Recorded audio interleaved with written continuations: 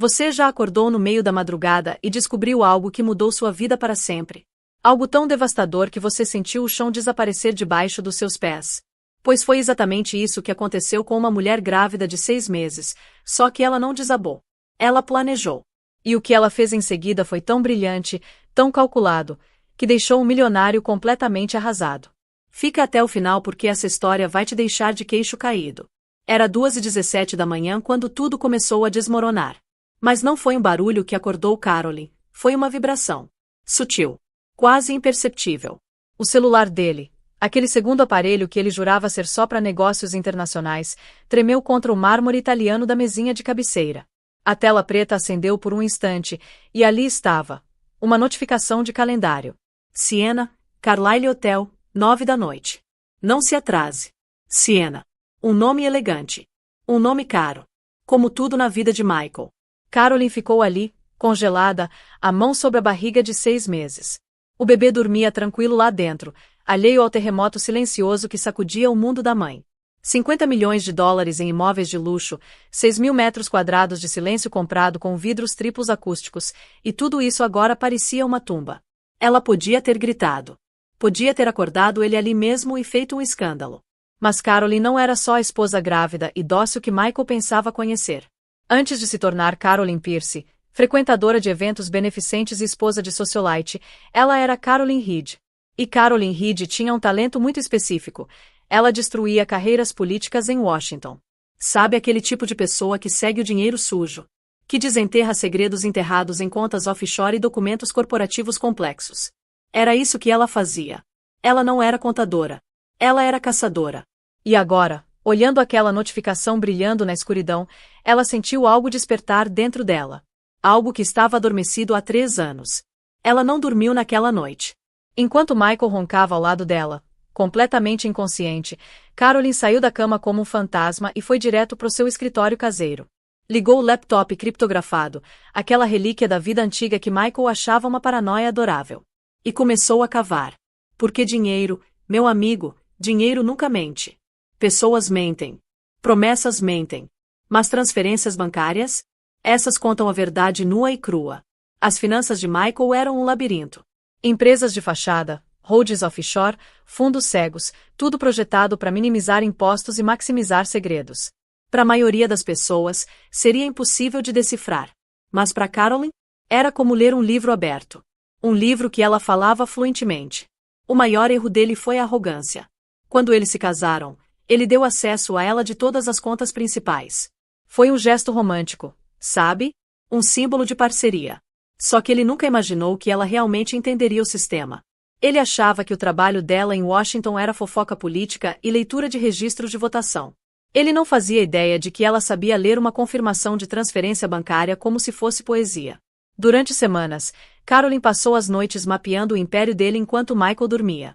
Ou melhor, enquanto ele estava fora em um dos jantares de negócios. E foi aí que ela encontrou Siena LaRue. O nome aparecia de novo. E de novo. E de novo. Um apartamento de cobertura em Hudson Yards, pago por uma empresa de Delaware chamada MJP Holdings. Adivinha quem era o dono? Um cartão Amex Centurion preto, suplementar de uma conta que Carolyn nunca tinha visto, acumulando compras na Bergdorf, na Cartier, em hotéis 5 estrelas ao redor do mundo. Viagens que coincidiam exatamente com a agenda de Michael, sempre em primeira classe, sempre uma fileira atrás dele. Ele não estava só tendo um caso. Ele estava bancando uma vida paralela inteira. A dor foi física. Sentou no peito como um soco. Ela ficava ali, 4 da manhã, uma mão na barriga crescendo, a outra rolando a tela pelo extrato do Hotel Península em Hong Kong. O bebê chutava, como se sentisse o desespero da mãe. E as lágrimas vinham. Quentes. Silenciosas. Lágrimas de humilhação.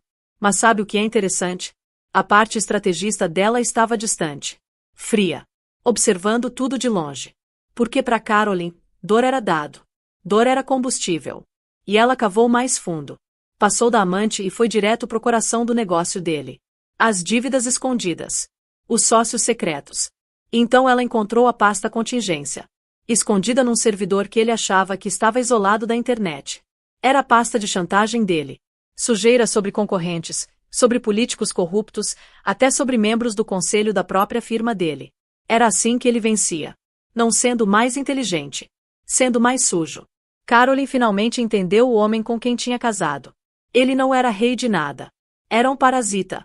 E ela era só a hospedeira mais recente. Mas o que realmente transformou Caroline de vítima em algo muito mais perigoso aconteceu numa terça-feira. Michael estava numa ligação no escritório caseiro dele, aquela sala à prova de som que ele chamava de bunker.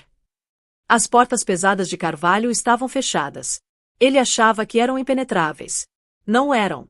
Não se você estivesse do lado de fora no momento exato em que, por um milagre do destino, a porta ficasse entreaberta. Caroline estava passando descalça pelo corredor, os pés silenciosos no mármore frio, quando ouviu a voz dele. Baixa. Afiada. Despida de todo aquele charme que ele usava com ela. O pré-nupcial é blindado, Kenji. Ela recebe 1 milhão. Só isso. Kenji Tanaka. O advogado dele. Um cara com alma de tubarão. Caroline congelou, a mão espalmada na parede, o sangue virando gelo nas veias. Mas a gravidez complica as coisas, Michael continuou, o tom cortante como sílex. A imagem fica horrível. A gente não pode ter um divórcio bagunçado agora. Não com o novo fundo sendo lançado. Uma pausa. E então vieram as palavras que pararam o coração dela. Então a gente controla a narrativa. A gente constrói um caso. Instável, hormonal, emocionalmente desequilibrada. Vamos conseguir uma avaliação psiquiátrica. Vamos provar que ela é uma mãe incapaz. Mãe incapaz. As palavras bateram nela como um tapa na cara. Ele ia tirar o filho dela. O bebê. O único pedaço de pureza que ainda restava naquela vida de mentiras. A voz do Kenji veio pelo viva voz, calma e mortal. O pré-nupcial dá uma grana única para ela. Ela vai lutar, claro, mas quando a gente tiver a alavancagem da criança, ela vai ceder.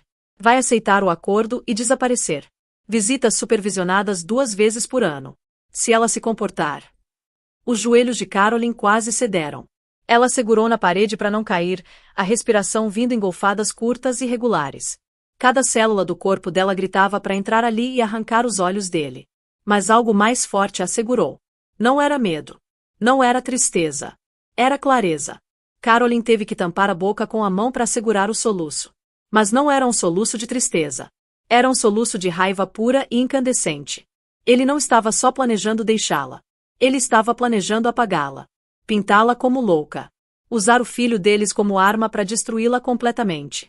E foi naquele momento, ali no corredor frio e silencioso da gaiola dourada dela, que a esposa de coração partido morreu. E a estrategista renasceu. Armada com a fúria de uma mãe. Ele queria deixá-la sem nada. Ela ia deixá-lo com menos. Caroline recuou da porta, silenciosa como tinha chegado. A mente dela, que segundos atrás era um furacão de dor, agora era um tabuleiro de xadrez. Isso não era mais sobre traição. Era guerra. E Caroline Reed nunca tinha perdido uma guerra. Ela foi pro escritório e trancou a porta. Abriu os mapas financeiros que tinha montado. Ela já tinha visto os pontos de apoio, os pontos de pressão, as pedras angulares que sustentavam o arco grandioso da fortuna dele. E começou a rascunhar um plano. Não de divórcio. De demolição. Mas ela precisava de um aliado. Alguém em quem pudesse confiar de olhos fechados. Alguém cujas habilidades complementassem as dela. Alguém que odiasse Michael Pierce quase tanto quanto ela agora odiava. Ela pegou o celular descartável, um aparelho simples e impossível de rastrear que tinha comprado com dinheiro vivo semanas antes, e digitou uma única mensagem pro único número salvo: David Reed. O irmão dela. David era a ovelha negra da família. Um gênio em cibersegurança. Um verdadeiro prodígio, vivendo num loft bagunçado em Austin, trabalhando como hacker ético para uma firma boutique de segurança digital. Ele via o mundo em código. Linhas de invasão e proteção. Ele sempre tinha detestado Michael. Chamou ele de sociopata carismático desde o primeiro dia de ação de graças que se conheceram. Na época, Caroline achou que era ciúme de irmão. Agora ela via que era a verdade mais clara que ela tinha deixado passar. O relacionamento deles era complicado. Ela tinha tirado ele de uma enrascada séria anos atrás, uma indiscrição juvenil envolvendo o Departamento de Defesa. Ele devia a ela. E os dois sabiam disso. A mensagem dela foi simples: Operação Bonaparte. Tá dentro. Era um código da infância deles, uma referência à fuga de Napoleão de Elba. A forma deles de dizer: um plano ousado, arriscado e que precisa de execução impecável. A resposta veio em menos de 30 segundos. Por você, caro, eu queimava a internet inteira. Manda as coordenadas. O plano tinha um nome. Agora precisava de um cronograma. Caroline abriu o calendário de Michael. Em 2 semanas, ele estava programado para voar pro chalé deles em St. Barts. Um retiro de bem-estar solo, supostamente para relaxar antes do próximo trimestre fiscal. Mas os registros de voo que ela já tinha recuperado mostravam uma segunda passagem. Sienna Larue. Eles estariam juntos. Do outro lado do oceano.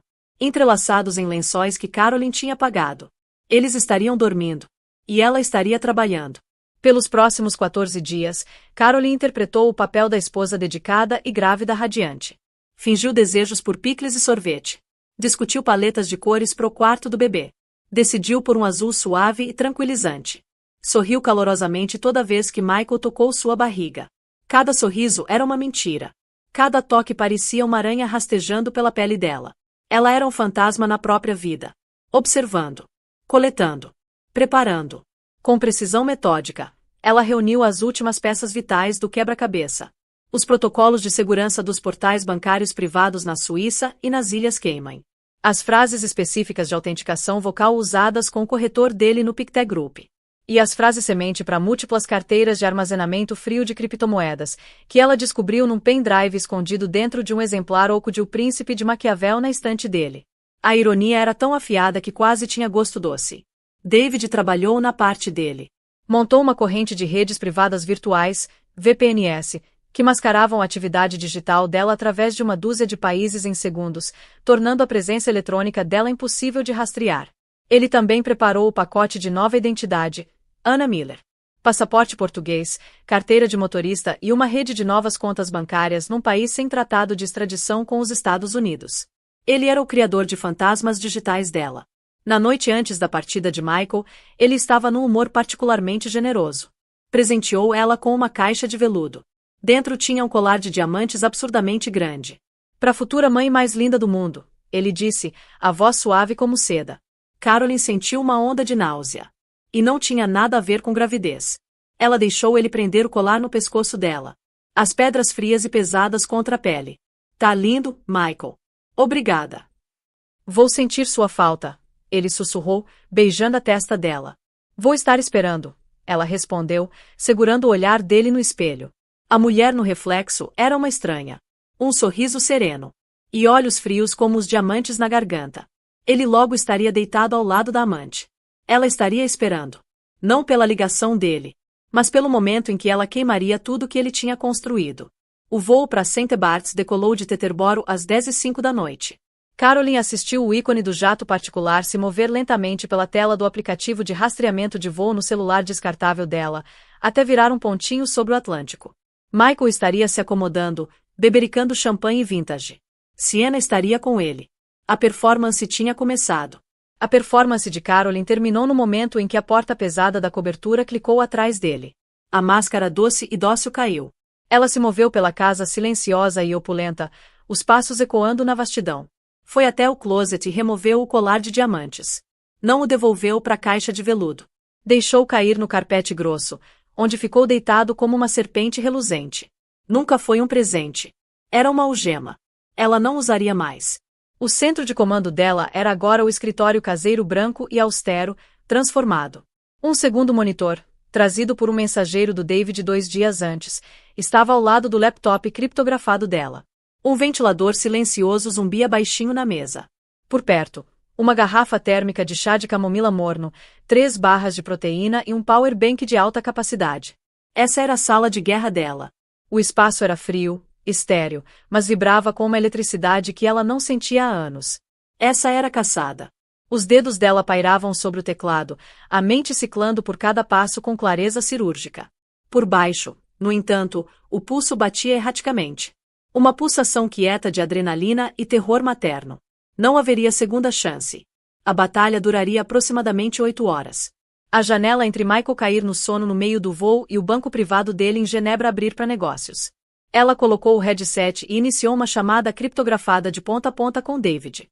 Estágio 1. Você tá verde. A voz de Caroline era plana. Composta.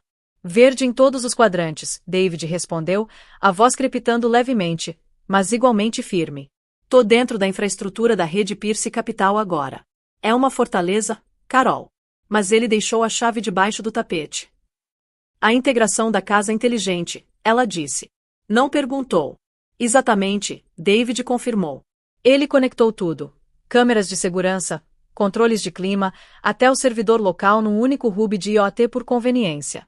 A segurança é apertada, mas o firmware tem uma rachadura minúscula. Tô dentro. Tenho acesso total à rede interna.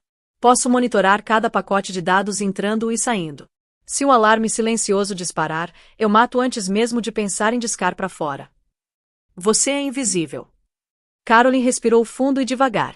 Ok, David. Tô entrando. A estratégia dela era uma cascata. Engenharia de precisão para velocidade e devastação. Ela não ia só esvaziar uma conta. Ela ia iniciar um colapso financeiro sincronizado em múltiplas frentes. Ela se inclinou para frente, os dedos apertando no teclado. Cada tecla pressionada seria uma ferida. Cada confirmação, uma pequena detonação. Ela não estava só desmontando o império dele.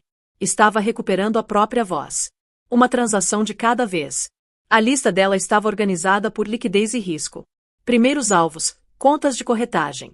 Morgan Stanley e Goldman Sachs. Esse era o núcleo do patrimônio líquido dele. Centenas de milhões em ações, títulos e fundos mútuos. Acessá-los exigia mais que só senha. Exigia um código de autenticação de 2 fatores enviado para o celular principal de Michael. O celular dele estava atualmente a 10.000 metros de altitude, no modo avião. Inútil para ele. Mas não para ela. David, ela disse. Tô iniciando o login do portal Morgan Stanley. Preciso que você intercepte o 2FA. Pronto quando você estiver. Vai. Caroline digitou o usuário e a senha complexa. Miersikin 7. Ela tinha descoberto semanas atrás. A arrogância dele era a maior aliada dela. O portal pediu um código de 6 dígitos. Peguei, David disse depois de uma pausa tensa de 4 segundos. O SMS foi redirecionado para um número virtual, depois para mim. Tô vendo o pacote. Código é 771.392. Os dedos de Caroline voaram. 771.392. Acesso concedido. Ela estava dentro. Uma variedade vertiginosa de números, símbolos de ações e registros de transações encheram a tela. Um portfólio que valia mais de 310 milhões de dólares. O coração dela martelava, mas as mãos estavam firmes. Ela tinha ensaiado esse momento na mente 100 vezes. Ela não liquidou tudo de uma vez. Isso dispararia alertas, disjuntores do sistema, sinalizações. Em vez disso, iniciou uma série de negociações estratégicas em bloco. Grandes posições em ações blue chip altamente líquidas foram vendidas em transações cuidadosamente espaçadas. E imediatamente convertidas em dinheiro. Agora vinha o passo crítico. Mover. Ela não podia transferir os fundos diretamente para as contas novas dela. Era aqui que o próprio labirinto de empresas de fachada de Michael entrava em jogo. Ao longo dos últimos 3 anos, ele ocasionalmente tinha usado o nome de solteira dela, Caroline Reed, para montar pequenas LLCs para a estruturação de investimentos. Cascas vazias. Entidades esquecidas. Até agora. Caroline tinha silenciosamente e legalmente assumido o controle total de 3 delas. Da conta corporativa da Morgan Stanley, ela iniciou uma corrente de transferências bancárias. Cada uma logo abaixo de $1 milhão, para evitar supervisão intensificada. O destinatário, Reed Strategic Holdings LLC. As notas de pagamento diziam, serviços de consultoria prestados. De lá, o dinheiro pularia de Reed Strategic para uma segunda fachada, depois para uma terceira, antes de finalmente pousar no destino final, uma conta corporativa novinha em folha num banco privado em Liechtenstein sob o nome Helvetia Strategic Solutions. Uma entidade totalmente controlada por uma tal de Anna Miller. Foi um processo meticuloso. Login. Autenticar. Executar. Transferir. De novo. E de novo. E de novo. Por 2 horas direto. Ela repetiu o processo exato com a conta Goldman Sachs. Os números na conta de Liechtenstein subiam num ritmo vertiginoso. Segundo o alvo, as fortalezas offshore. Pictet Group em Genebra e um banco menor nas Ilhas Cayman. Esse era o dinheiro antigo. O dinheiro enterrado. E também o mais difícil de invadir. A segurança nesse nível era biométrica. Para acessar a conta Pictet, Michael usava autenticação de voz. Você precisa me dar o melhor Michael que você tem, David disse, a voz carregando um traço de humor negro. Caroline estava pronta. Ela tinha passado semanas compilando horas de gravações da voz de Michael. Entrevistas em podcasts, apresentações principais, e mais valioso, um arquivo que ela mesma tinha capturado dele ditando notas de investimento. Com software de inteligência artificial de código aberto, ela tinha costurado uma impressão vocal sintética aceitável. Ainda era um risco. Ela discou a linha direta do banco privado Pictet. Uma voz suíça-alemã nítida atendeu. Preciso autorizar uma transferência, Caroline respondeu, a voz mascarada por um software avançado de alteração de voz que David tinha fornecido. Claro, senhor. Por favor, declare seu nome e número de conta. Ela deu os detalhes. Obrigado, senhor Pierce. E agora, para autenticação vocal, por favor declare a frase. O ar da montanha é o mais puro. Era isso. Caroline clicou num botão. A voz digitalmente recriada de Michael Pierce entregou a frase. O ar da montanha é o mais puro. Um silêncio longo e agonizante se seguiu. Verificação bem-sucedida, o bancário disse. Como podemos direcionar seus fundos, Sr. Pierce? Uma onda de alívio varreu ela. Ditou rapidamente as instruções de transferência, movendo o saldo inteiro. 200 milhões de dólares impressionantes. Para a mesma conta de Liechtenstein. Terceiro alvo. A criptomoeda impossível de rastrear. Michael tinha se gabado que era o seguro apocalíptico dele. Ele armazenava as chaves privadas em armazenamento frio no Ledger Nano X. O mesmo pendrive que ela tinha encontrado dentro de O Príncipe. David a guiou pelo processo. Bitcoin. Ethereum. Tudo transferido para uma única carteira anônima. Valor, 80 milhões de dólares. Alvo final, o insulto. A luz do sol começava a manchar o horizonte. 6 da manhã. A janela dela estava se fechando. Era a hora das contas domésticas. Ela entrou na conta corrente conjunta deles. Saldo, 786.045 dólares. Essa era a conta da vida deles. Hipoteca, equipe, a mesada mensal dela. Ela drenou. Até o último centavo. Então fez uma pausa. Permitiu-se um sorriso sombrio. Iniciou uma última transferência. Um depósito na mesma conta conjunta. Exatamente 100 dólares. Então se voltou para a conta corrente pessoal dele. Esvaziou. E deixou $1. Só o suficiente para um café. Ou uma passagem de ônibus. Tinha acabado. Ela se recostou, o corpo tremendo.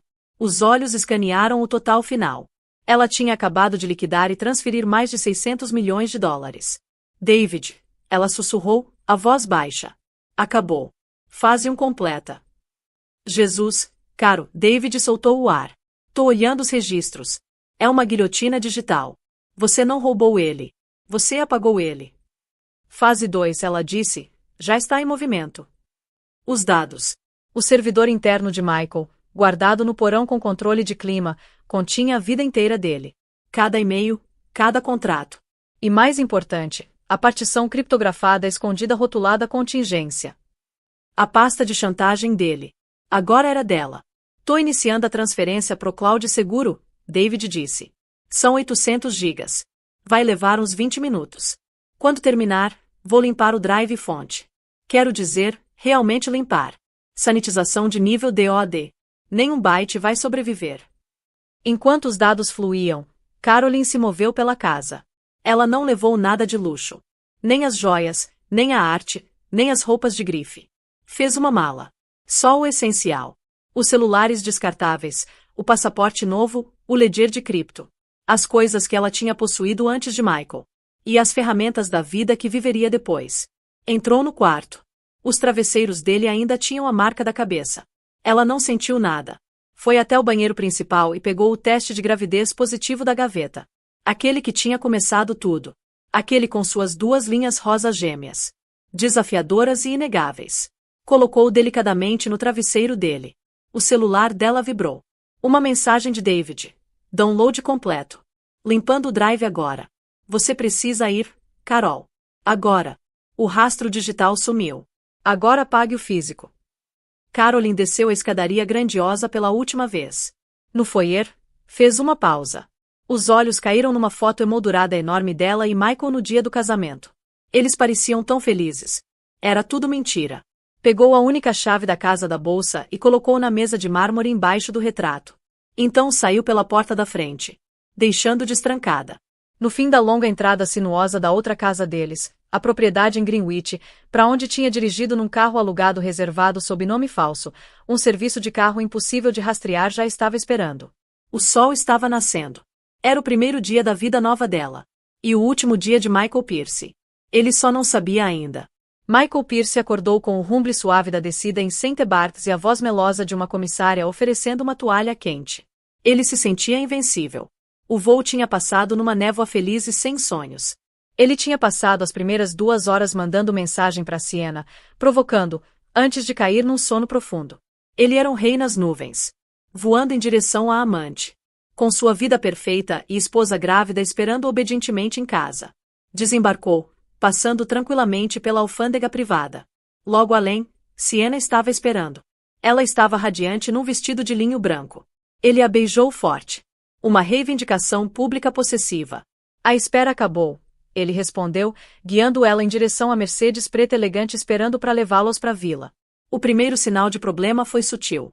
Quando afundaram nos assentos de couro luxuosos, Michael puxou o cartão Amex Centurion para dar gorjeta ao concierge privado. Minhas desculpas, Sr. Pierce, o homem disse educadamente. Foi recusado. Michael piscou. Recusado? Impossível. Passa de novo. O homem passou. Mesmo resultado. Michael franziu a testa e produziu outro cartão. JP Morgan Reserve. Recusado. Siena assistia, uma pontada de preocupação no rosto. Tá tudo bem, querido.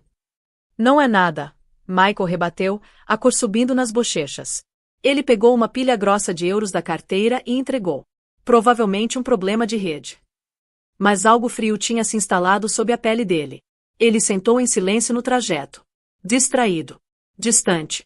Ficou checando o celular. Abrindo os aplicativos bancários. Credenciais inválidas. Por favor, entre em contato com o atendimento ao cliente. Tentou resetar uma senha. A solicitação de código de confirmação foi enviada para o e-mail dele. Quando Michael tentou acessar a caixa de entrada, foi recebido com outra barreira. Atividade incomum foi detectada na sua conta. O acesso foi temporariamente suspenso. Quando chegaram na vila grandiosa à beira-mar, o humor de Michael tinha azedado completamente. Ele invadiu o escritório como um furacão, batendo a porta. Ele precisava falar com o banqueiro privado dele na Morgan Stanley. David Shane. Sr. Pierce, disse a voz familiar. Bom dia. Estava esperando sua ligação. David, que diabo está acontecendo? Michael disparou. Nenhum dos meus cartões está funcionando. Tô bloqueado de tudo. Houve uma pausa. Quando David Shane falou de novo, a voz estava apertada. Formal. Michael, de acordo com nossos registros, uma liquidação completa do seu portfólio foi iniciada aproximadamente às 11 da noite, horário do leste, ontem à noite. Todos os ativos foram convertidos em dinheiro e transferidos. Michael ficou pálido. O quê? Isso é impossível. Eu estava no avião. Temos os registros, David respondeu, a voz clínica. O login foi verificado. Códigos de autenticação de 2 fatores foram inseridos. Todos os fundos foram transferidos para uma conta holding corporativa. A partir das 13h45 da manhã de hoje, seu saldo de conta conosco é 0. 0. Michael repetiu. A palavra tinha gosto estranho. O mesmo padrão foi detectado na Goldman, David disse baixinho. E acabei de receber alertas dos nossos bancos correspondentes em Genebra e nas Ilhas Cayman. Suas contas offshore foram esvaziadas. O telefone de Michael escorregou dos dedos sem vida. Ele desabou numa poltrona de couro, a mente girando. Isso não era um hack. Um hacker teria deixado uma bagunça. Isso foi cirúrgico. Isso não foi aleatório. Foi pessoal. E então o pensamento veio. Tão absurdo, tão massivo, que quase o fez rir. Caroline. Não. Impossível. Caroline doce e dócil. A mulher que planejava eventos beneficentes. A mulher que não poderia possivelmente. Ele agarrou o telefone e discou o número dela. Direto para a caixa postal. Ligou pro telefone fixo da casa. Tocou e tocou. Sem resposta. O pânico, uma emoção que Michael não experimentava desde a adolescência, começou a subir no peito dele. Ele ligou pro Kenji Tanaka. Kenji, ele latiu. Sumiu. Tudo. O dinheiro. Tudo sumiu. Michael, Kenji disse firmemente. Vai devagar. Me conta o que está acontecendo. Michael relatou a história. Quando terminou, Houve um silêncio longo e pesado. É ela, Michael sussurrou. Tem que ser ela. Sua esposa, Kenji soou duvidoso. Michael, ela planeja festas, não roubos financeiros. Você não conhece ela, Michael gritou. Teve uma vida antes de mim. Ela trabalhava em Washington. Pesquisa de oposição. Forense, alguma coisa. Ele parou, ofegante. Contabilidade forense. Não. Meu Deus. Pesquisa de oposição. A respiração de Kenji prendeu. Jesus Cristo, Michael. Isso não é uma carreira secundária. É uma arma. Fica onde você tá. Vou pro apartamento. A espera foi agonia. Horas depois, Kenji ligou de volta. A voz era chumbo. Tô na cobertura, Michael. A polícia tá aqui. Eu disse que você suspeitava de invasão. E? Michael exigiu. Não há entrada forçada, Kenji disse baixinho. Mas ela sumiu. As roupas dela estão aqui, as joias, tudo exceto uma mala. A equipe não viu ela desde a noite que você saiu. E no meu escritório? O cofre tá aberto. Vazio. A cópia de O Príncipe tá no chão. O ledger de cripto sumiu. Michael esperou, a respiração presa. No quarto, Kenji continuou. Ela deixou algo no seu travesseiro. O que foi? Michael rosnou. Um teste de gravidez. Positivo. Um som escapou da garganta de Michael. Algo entre um suspiro e um engasgo. Uma mensagem. Ela não estava só levando dinheiro. Ela estava levando o filho dele. O herdeiro. E o servidor, Kenji acrescentou, a voz baixa. O servidor no porão foi limpo profissionalmente. O que quer que tivesse lá, Michael, sumiu. Ou melhor, outra pessoa tem agora. Os arquivos de chantagem. A alavancagem. O poder. Tudo. Encontra ela. Michael sussurrou, a voz afiada e venenosa. Não me importa o quanto custe. Use tudo. Eu quero ela encontrada, Kenji. Eu quero meu filho. E eu quero que ela pague. Encontra Carolyn Reed. A caçada tinha começado. Mas Carolyn Reed não existia mais. Uma semana depois, uma mulher chamada Anna Miller, visivelmente grávida, desceu de um trem em Lisboa, Portugal. Ela usava roupas simples.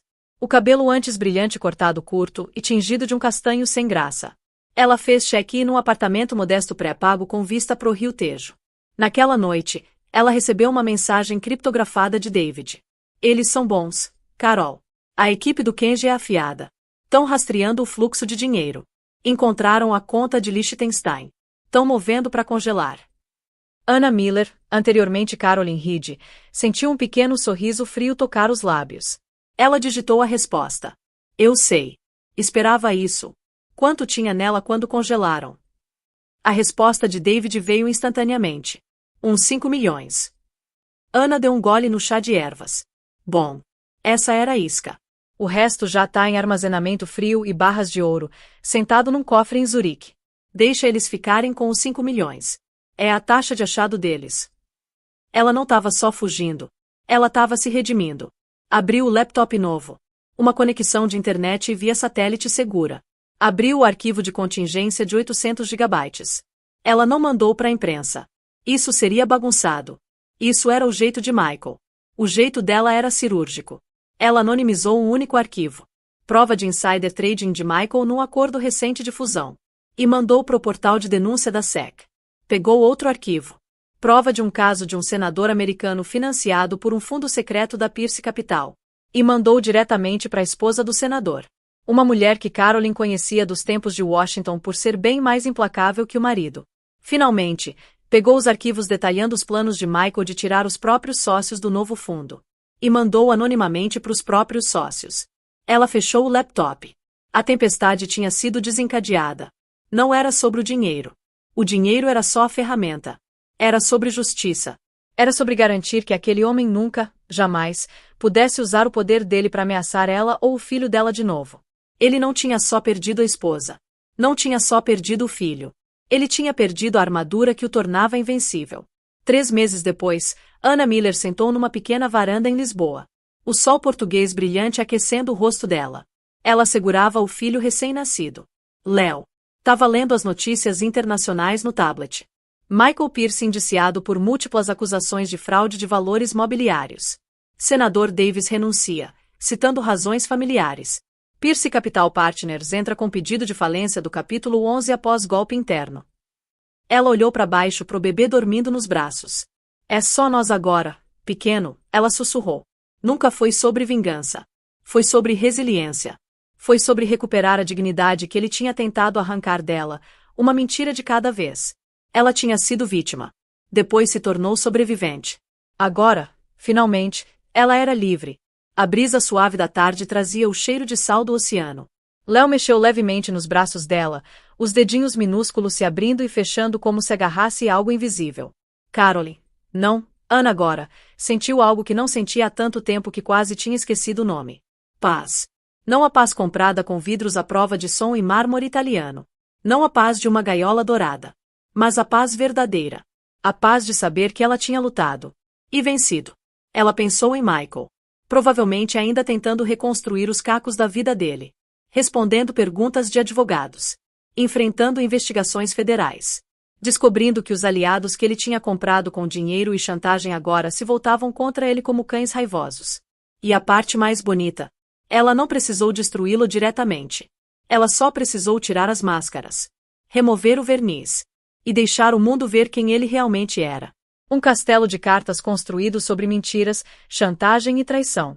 E quando você remove as cartas de baixo, tudo desmorona sozinho. Seu celular vibrou.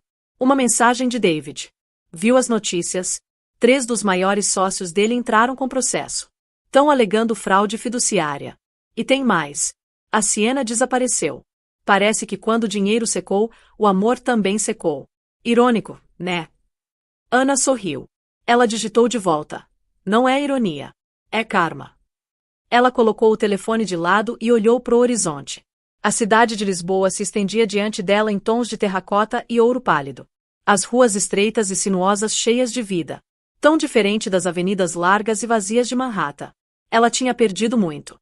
A vida de luxo, o sobrenome, a identidade que tinha construído por 3 anos. Mas ela tinha ganho algo muito mais valioso. Ela tinha recuperado a si mesma. E agora tinha Léo. Um filho que cresceria conhecendo a mãe de verdade. Não a boneca troféu silenciosa que Michael tinha moldado. Mas uma mulher forte. Uma sobrevivente. Uma lutadora. Ela se inclinou e beijou a testa morna do bebê. Vou te contar uma coisa, meu amor, ela sussurrou. Sua mãe já foi muitas coisas. Pesquisadora. Esposa. Vítima. Mas sabe que ela é agora. Ela é livre. E vai garantir que você cresça sabendo que liberdade não tem preço. Que dignidade não se negocia. E que, às vezes, as pessoas mais silenciosas são as mais perigosas. O sol começou a se pôr sobre o tejo, pintando o céu em tons de laranja e rosa. Um novo dia terminando. Uma nova vida começando. Lá em Manhattan, em algum escritório impessoal de advogados, Michael Pierce provavelmente estava assinando documentos. Vendendo os últimos ativos que conseguisse liquidar. Tentando salvar alguma coisa do naufrágio. Ele tinha jogado xadrez com ela. Achando que ela era um peão. Mas peões, quando chegam do outro lado do tabuleiro, se tornam rainhas. E rainhas não têm misericórdia. 6 meses se passaram. Ana recebeu uma notificação no e-mail seguro. Era de um endereço que ela reconheceu imediatamente. O portal de denúncias da SEC. Sua denúncia anônima sobre as atividades de insider trading da Pierce Capital resultou numa condenação bem-sucedida. O réu foi sentenciado a 8 anos de prisão federal. Como denunciante qualificado, você é elegível para uma recompensa monetária de acordo com o programa de whistleblower da SEC. Ana leu a linha seguinte. Seus olhos se arregalaram. Prêmio estimado, 27 milhões de dólares. Ela começou a rir. Baixinho no começo, depois mais alto. Até Léo acordar e olhar para ela com aqueles olhos grandes e curiosos. Desculpa, meu amor, ela disse, segurando ele contra o peito. É que, sabe de uma coisa. Às vezes o universo tem senso de humor. Ela não precisava do dinheiro. Tinha o suficiente guardado para viver confortavelmente pelo resto da vida. Mas saber que o próprio crime de Michael tinha gerado uma recompensa para ela? Poesia. Pura poesia. Ela decidiu ali mesmo. O dinheiro iria para algo bom. Criaria uma fundação. Para ajudar mulheres saindo de casamentos abusivos. Para fornecer recursos legais, apoio financeiro, novas identidades se necessário. Porque Caroline tinha tido habilidades raras. Conhecimento especializado. Recursos que a maioria das mulheres na situação dela nunca teria. Mas toda mulher merecia uma saída. Toda mulher merecia a chance de recomeçar. Ela olhou pro bebê nos braços. Pro apartamento simples mas acolhedor ao redor deles. Pro futuro que se abria na frente como um livro em branco. E pela primeira vez em anos, Carolyn Reed, Anna Miller, quem quer que ela fosse agora, sentiu algo que tinha certeza de que nunca sentiria de novo. Esperança. Então, o que você achou dessa história? Porque, veja bem, quando a gente pensa em traição, geralmente imagina gritos, choros, confrontos dramáticos. Mas às vezes, a vingança mais poderosa é silenciosa. É calculada. É cirúrgica. Carolyn não destruiu Michael com raiva. Ela o desmontou com precisão. Ela usou as próprias ferramentas dele contra ele. As empresas de fachada. As contas offshore. A arrogância. A subestimação. E sabe qual é a lição mais importante dessa história toda? Nunca, jamais, subestime alguém só porque ele escolheu ser gentil com você. Porque gentileza não é fraqueza. Silêncio não é ignorância. E amor não é cegueira. Carolyn amou Michael. De verdade. Ela confiou nele. Se entregou àquele casamento de corpo e alma. Mas quando ele mostrou quem realmente era, quando ele revelou que estava planejando não só abandoná-la, mas destruí-la e roubar o filho dela, ela não desabou. Ela despertou. E usou cada habilidade, cada conexão, cada pedacinho de conhecimento que tinha acumulado ao longo da vida para virar o jogo. Michael tinha todo o poder, todo o dinheiro, todas as conexões. Mas ele tinha um ponto fraco fatal. Ele achava que era mais esperto que todo mundo. E essa arrogância foi exatamente o que o destruiu. Porque no final das contas, você pode ter todo o dinheiro do mundo. Pode ter os melhores advogados. As conexões mais poderosas. Mas se você subestimar a pessoa errada, se você acordar a pessoa errada, você perde tudo. E a parte mais bonita dessa história. Carolyn não precisou se tornar um monstro para vencer. Ela não usou violência. Não fez nada ilegal tecnicamente. Ela só usou o próprio sistema dele contra ele. Ela jogou o jogo dele. Só que melhor. Muito melhor. Então, se essa história mexeu com você, se te fez pensar, se te fez sentir algo, deixa aquele like aí embaixo. Porque histórias como essa precisam ser contadas. Histórias de mulheres que se recusaram a ser vítimas. Que encontraram força onde ninguém esperava. E se você conhece alguém que precisa ouvir essa mensagem, que precisa lembrar da própria força, compartilha esse vídeo. Porque nunca se sabe quando alguém precisa ouvir que é possível recomeçar. Que é possível lutar de volta. Que é possível vencer. E não esquece de se inscrever no canal para mais histórias de justiça, de segundas chances, e de pessoas comuns que fizeram coisas extraordinárias.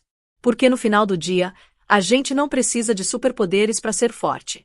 A gente só precisa se recusar a desistir. A gente só precisa lembrar quem a gente realmente é. E às vezes, só às vezes, a gente precisa lembrar aos outros que subestimar a pessoa errada pode ser o maior erro da vida deles. Até a próxima história. E lembra, nunca subestime o poder de uma mulher que decidiu que chega. Tchau, pessoal. E fiquem fortes. Você já parou para pensar no que acontece quando o poder encontra a justiça cara a cara? Quando câmeras gravam cada segundo de uma violência que ninguém esperava?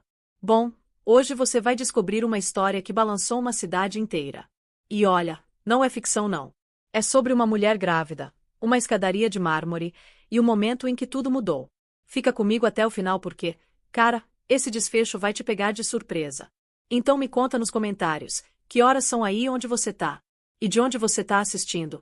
A gente adora saber quem tá com a gente nessa jornada. Era um domingo de inverno gelado em Los Angeles. Sabe aquele tipo de manhã em que o ar corta a pele? Pois é. O Tribunal Federal estava cheio de repórteres, todo mundo com o microfone na mão, câmeras ligadas, esperando. O divórcio de um milionário do mercado imobiliário já estava dando o que falar fazia semanas.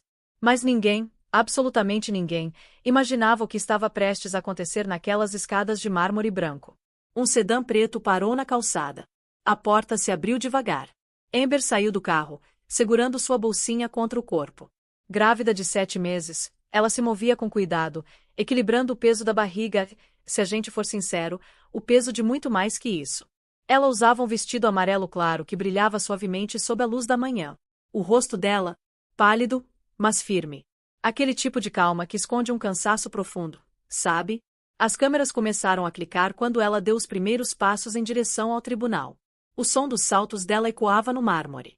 Mas aí, outra porta de carro bateu com força. E tudo mudou.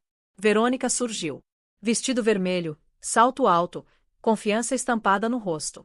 Ela era mais jovem, glamourosa, e cada passo que ela dava parecia calculado para chamar atenção.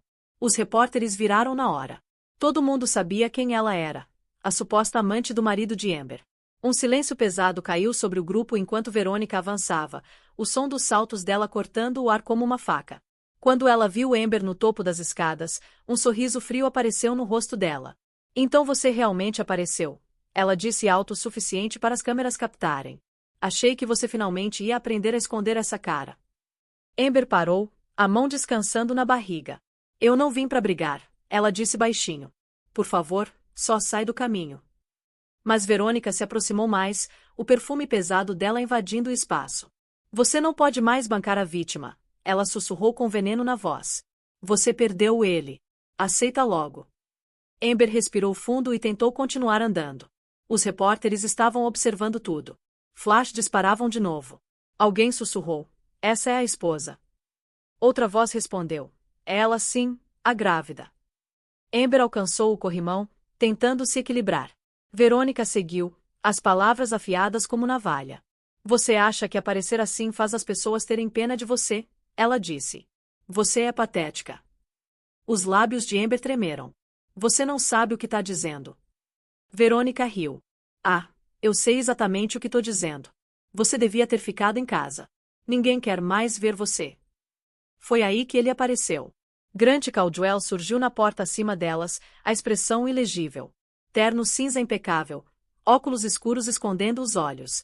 Ele não se moveu em direção a nenhuma das duas. Só ficou ali parado, observando. Amber virou o rosto para ele, os olhos implorando por algo. Reconhecimento, proteção, talvez só um pingo de decência. Grant não respondeu.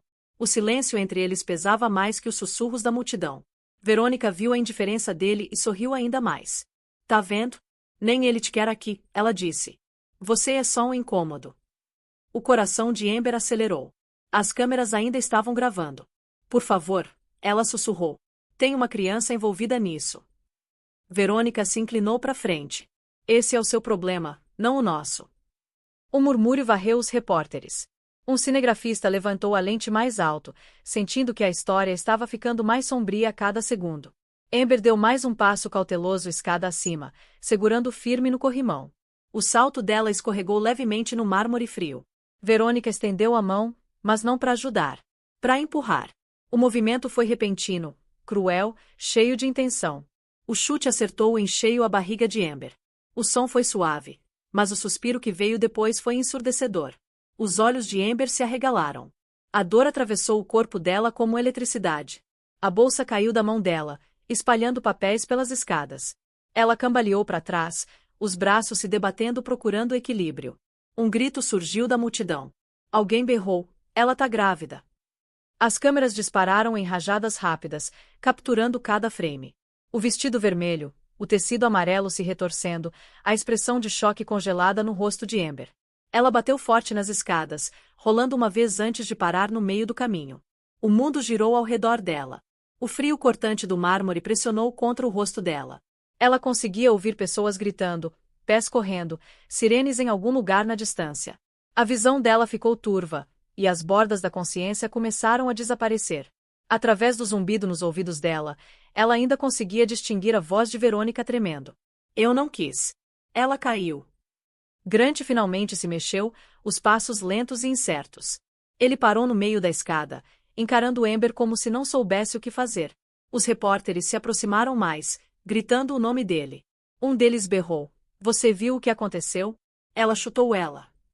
As perguntas vinham de todas as direções, mas Grant não disse nada. O maxilar dele ficou tenso. Os olhos dele saltaram em direção à câmera mais próxima, depois de volta para a mulher deitada imóvel nas escadas. Sangue começou a florescer pelo tecido amarelo do vestido de Amber. A mão dela tremeu enquanto ela alcançava a barriga, sussurrando algo que ninguém conseguia ouvir. O barulho da multidão cresceu mais alto. Telefones gravaram cada segundo. Um paramédico empurrou pela barreira, ajoelhando ao lado dela. Senhora, fica quieta, ele disse urgentemente. Você consegue me ouvir? Os lábios de Amber se separaram, mas nenhum som saiu. Ela piscou uma vez, o olhar dela vagando em direção ao céu cinza acima. As escadas de mármore pareciam mais frias agora, o ar mais pesado. Em algum lugar além do caos, as portas do tribunal rangeram abertas novamente, e uma sombra se moveu em direção à cena. Uma figura alta com casaco escuro, o rosto marcado pela determinação. O paramédico pressionou um pano contra o lado dela. A gente precisa de uma maca aqui agora, ele gritou. As câmeras continuaram disparando. Repórteres gritavam nos microfones. Sirenes policiais se aproximaram, ecoando pela rua. A visão de Amber oscilou. Por um breve segundo, ela achou que ouviu uma voz familiar chamando o nome dela através do barulho, firme e feroz. As pálpebras dela ficaram pesadas. O mundo escureceu ao redor dela até que tudo que restou foi o zumbido fraco do caos e o eco distante daquela voz se aproximando. O amarelo do vestido dela, agora manchado de vermelho, se tornou a última cor que ela viu antes de tudo escurecer. E naquele momento final de silêncio, o som fraco de passos apressados cresceu mais alto. O começo de algo muito maior do que qualquer um naquelas escadas do tribunal ainda podia imaginar. O caos que explodiu nas escadas do tribunal parecia que a cidade inteira tinha parado de respirar. Repórteres gritavam uns com os outros, câmeras piscando em todas as direções, o ar cheio de sirenes e medo. Aí uma voz cortou o barulho, profunda e autoritária. Saiam da frente. Abram caminho. Um homem alto de casaco escuro empurrou pela parede de gente. Os olhos dele eram ferozes, focados inteiramente na mulher imóvel de amarelo, deitada na base das escadas de mármore. O nome dele era Ethan Léo, e a mulher sangrando no chão era a irmã dele, Amber.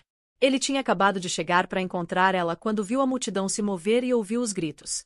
Agora, vendo o corpo dela tremendo fraco nas escadas, ele se moveu com a urgência de um soldado de volta ao campo de batalha. Ele caiu de joelhos ao lado dela, o casaco dele varrendo o mármore frio. Amber, sou eu.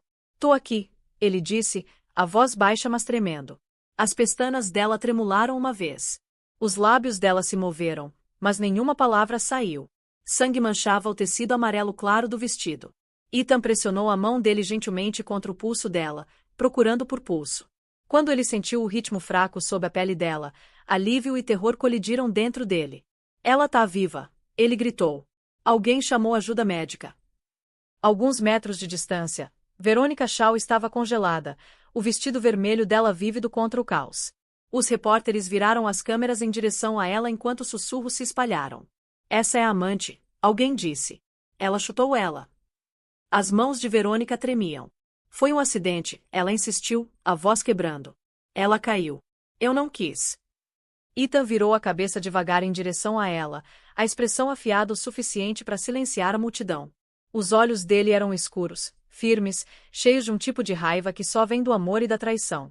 Você não quis, ele repetiu baixinho. Você chutou uma mulher grávida escada abaixo. Verônica tropeçou para trás. Não, eu. Para de falar, Ethan disse, a voz cortando o barulho. Cada palavra que você disser vai estar na câmera. Os repórteres ficaram em silêncio por um momento, atordoados pela presença dele. O tom de Ethan carregava o peso da autoridade aprimorada por anos nos Marines e no tribunal. Ele olhou para cima em direção às portas do tribunal. No topo estava Grant Caldwell, o cunhado dele, ainda congelado no lugar. As mãos dele estavam nas laterais, o rosto pálido como se ele não soubesse para qual direção virar. Ethan se levantou devagar, ficando alto na base das escadas. Grant, ele chamou. Você viu? Fala alguma coisa. Grant hesitou, olhando para as câmeras ao redor dele. Foi um acidente, ele disse finalmente, a voz fria. Ela escorregou. Mentiroso, Ethan disse, o maxilar dele apertando. Tem câmeras em todo lugar. A verdade já foi gravada. Você só ainda não sabe disso. Um oficial próximo se moveu pela multidão, tentando restaurar a ordem. Todo mundo para trás, ele ordenou. Abram espaço para os paramédicos. Ethan se ajoelhou ao lado de Amber de novo. A respiração dela era superficial. Ele tirou o casaco dele e dobrou sob a cabeça dela para impedir que ela ficasse deitada direto no mármore. Fica comigo, ele sussurrou. Você tá segura. Eu te protejo. Os dedos de Amber se contraíram fracamente contra a mão dele, mas os olhos dela permaneceram fechados. Verônica se virou para Grant, o pânico tomando conta. Faz alguma coisa, ela implorou. Eles acham que eu. Grant levantou a mão para silenciá-la, a expressão vazia. Não fala, ele disse entre dentes cerrados. Nem uma palavra. Ethan ouviu ele e olhou para cima de novo. Tarde demais, ele disse. Vocês dois já falaram o suficiente. Uma luz vermelha fraca piscou acima da porta do tribunal. Um dos repórteres apontou para cima. Essa é a câmera de segurança, ele disse. Ela captou tudo. O olhar de Ethan seguiu o dedo do repórter.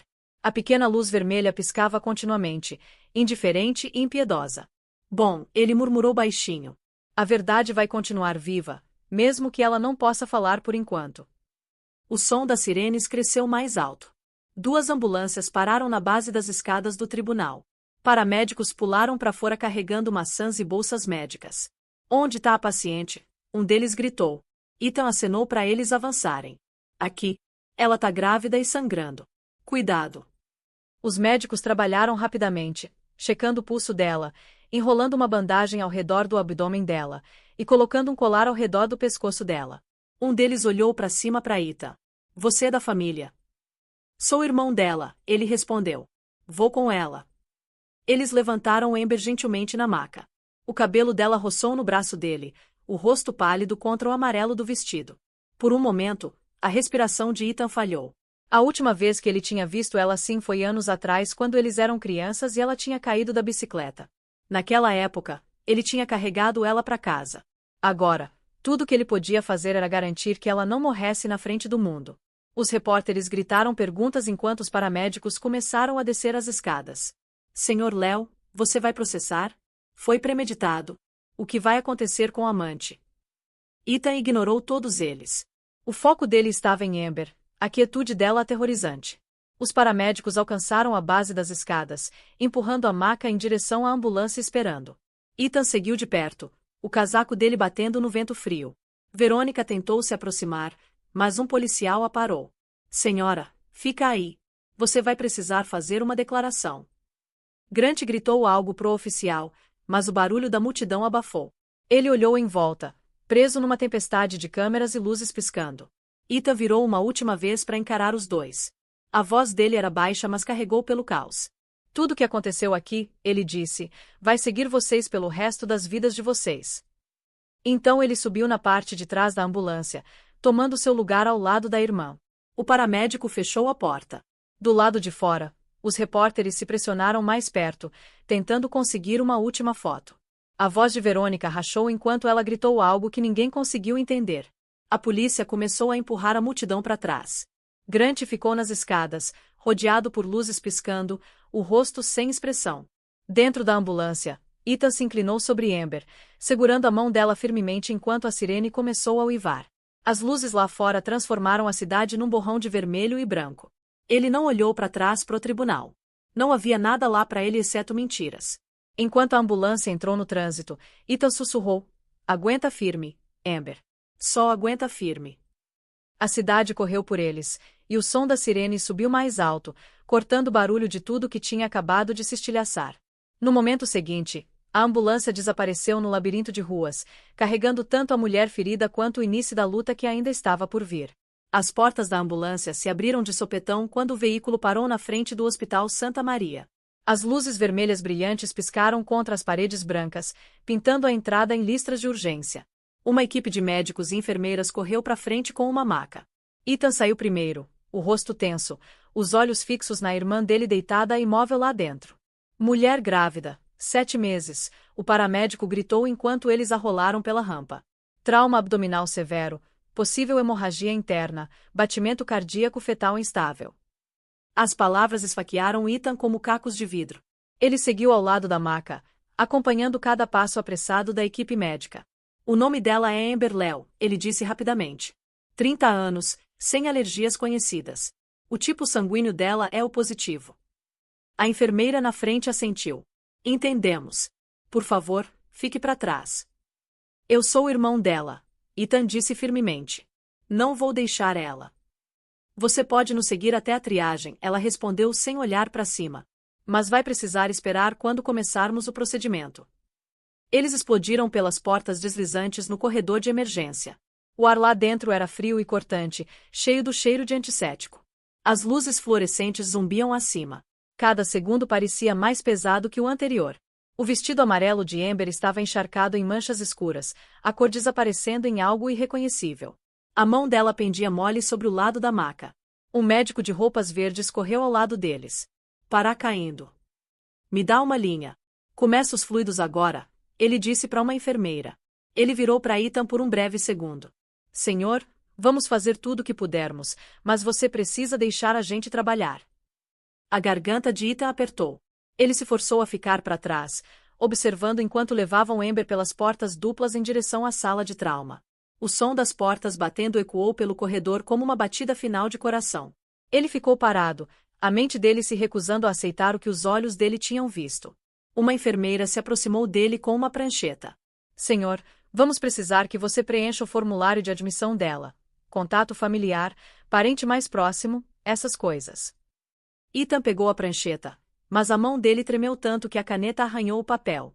Ela é toda a família que me resta, ele murmurou. Então só coloca meu nome, Ethan Léo. A enfermeira assentiu baixinho e o deixou no corredor. Através da janela de vidro da sala de trauma, Ethan conseguia ver flashes de movimento. Médicos cercando Amber, máquinas apitando em ritmos rápidos, máscaras sendo ajustadas. Ele não conseguia ouvir as palavras, mas ele conhecia o tom. Era a linguagem da emergência, um som que ele tinha ouvido antes em lugares longe de casa. A diferença agora era que esse campo de batalha carregava o nome da irmã dele. Alguns minutos depois, uma jovem enfermeira saiu correndo. A gente precisa de mais bolsas de sangue do estoque, ela gritou, então olhou para Ethan enquanto passava. A expressão dela era apertada, profissional, mas os olhos dela diziam o que a boca não podia. As coisas estavam ruins. Ethan esfregou as mãos juntas, tentando manter o controle. Ele conseguia ouvir o tom fraco e repetitivo do monitor fetal através da porta meio aberta, constante no começo, depois pulando. O padrão lembrava passos desaparecendo na distância. Ele fechou os olhos e sussurrou para si mesmo. Vamos lá, Amber. Aguenta firme. Um momento depois, as portas se abriram de novo, e o Dr. Nathan Brooks, o médico responsável, saiu. As luvas dele estavam manchadas, os olhos calmos mas pesados.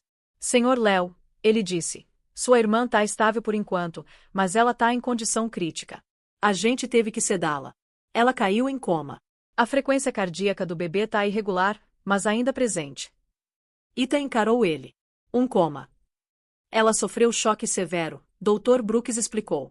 O corpo dela desligou para se proteger. Agora, nosso trabalho é manter ela e o bebê vivos. As próximas 48 horas são cruciais. Ethan assentiu devagar. Posso ver ela? O médico hesitou. Só por um minuto. Ela não vai responder, mas ela vai saber que tem alguém ali. Eles deixaram ele entrar no quarto.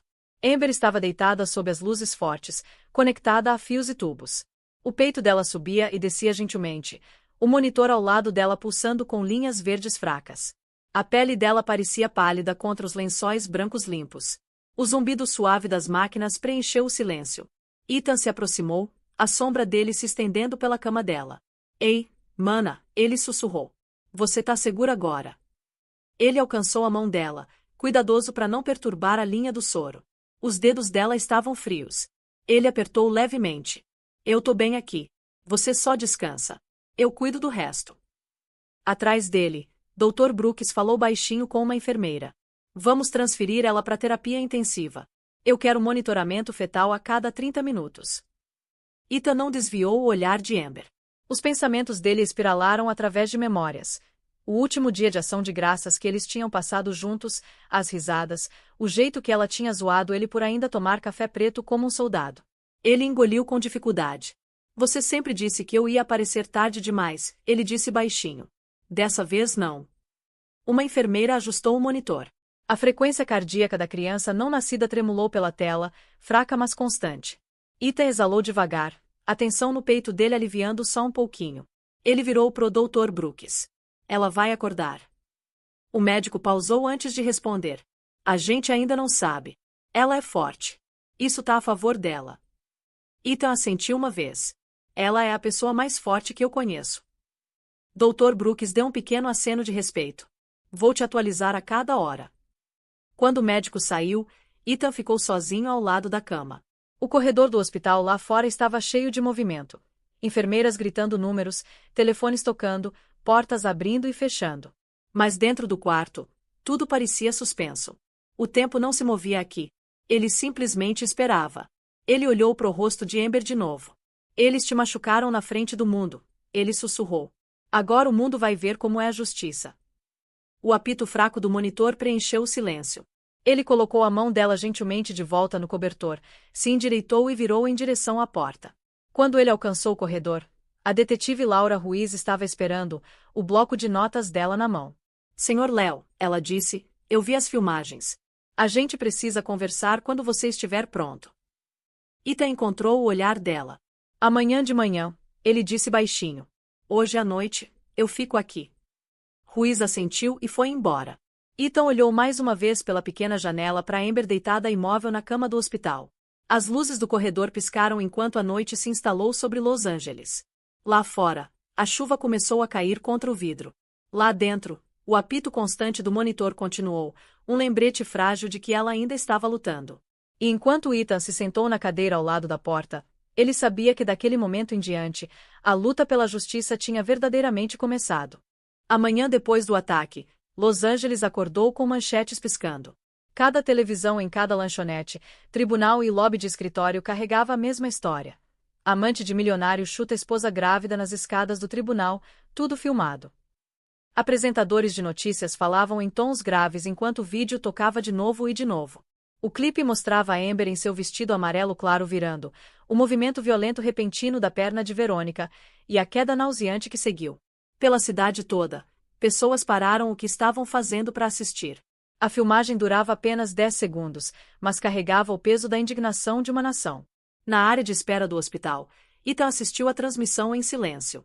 Ele sentou com as mãos entrelaçadas, os olhos fixos na tela. O vídeo terminou com a imagem do corpo da irmã dele deitado imóvel nas escadas de mármore. A câmera cortou para um repórter do lado de fora do Hospital Santa Maria.